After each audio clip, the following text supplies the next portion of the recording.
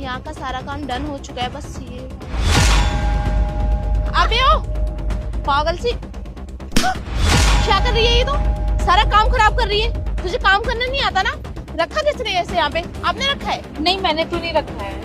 आपने मुझे थप्पड़ क्यों मारा? मैं तो काम ही कर रही थी ना। अगर ऐसे काम करवाने लग गए ना तो हो गया हमारा बेड़ा गर्क। सारा काम खराब कर रही है तू। देखिए मेरे को नहीं आता काम करने, मैं क्योंकि काम वाली नहीं हूँ ना। काम वाली नहीं है तू तो कहीं की महारानी है।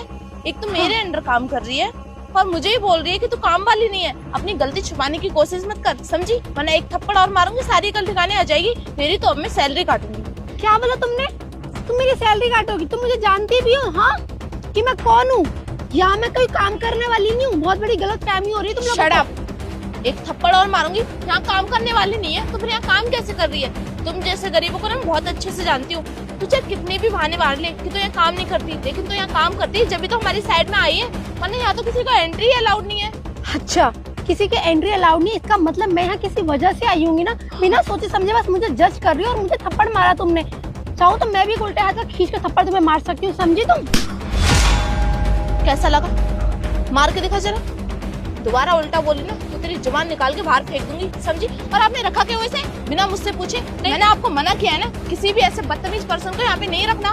नहीं, मैंने नहीं रखा है। पता नहीं सिक्योरिटी गार्ड ने अंदर कैसे आने दिया इसको। मुझे तो ये बात समझ में नहीं आ रही कि तुम दोनों को यहाँ पे किसने रखा है। इतनी बदतमीज हो तुम लोग, बात करने की तमीज नहीं है। और तुमने मुझ पर हाथ उठाया कैसे, थप्पड़ मारा कैसे? ऐसे तो तुम पता नहीं कितनों के ऊपर हाथ उठाते हो, कितने के साथ बदतमीजी करती होगी तुम दिन भर में। हाँ, अरे सुपरवाइजर आ जाएगा, इसको भेजो फटाफट से। वो हम पर गुस्सा करेंगे, हम पे चिल्लाएंगे। हर सुपरवाइजर गया भाड़ में। आपको पता नहीं है आज यहाँ पे चेकिंग के लिए एक बहुत बड़ी मैम आने वाली है।